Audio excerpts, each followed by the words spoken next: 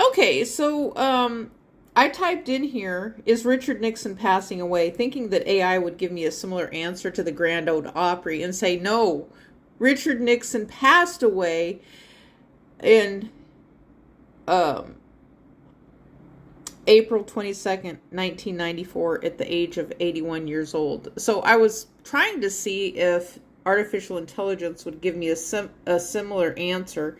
You know, when I typed in about the Grand Ole Opry, it said, no, and I said, is the Grand Ole Opry closing?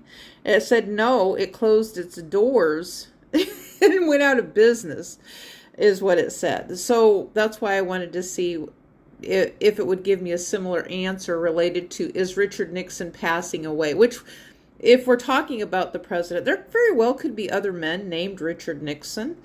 But this date is significant, not only to Earth Day. Maybe that's why. But there is another significance. I'm not going to mention it because like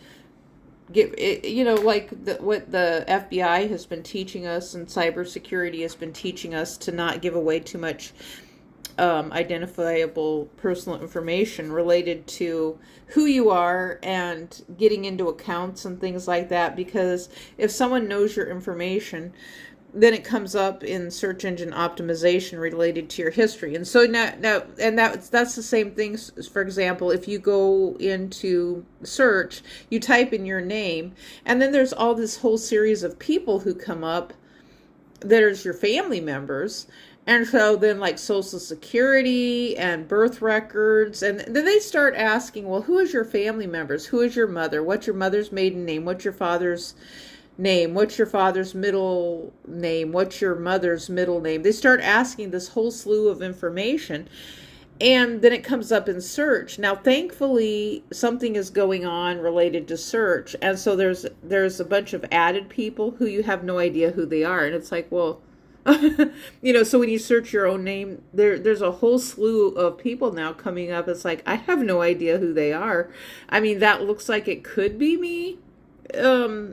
But I'm not seeing the connections of who that person is, how they're related to me. Are they possibly an in-law or a former in-law or somebody I just don't know?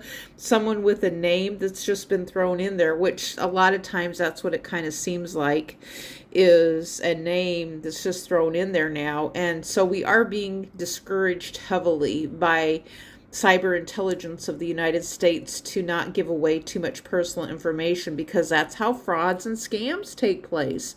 And so I hope I remember this the rest of my life.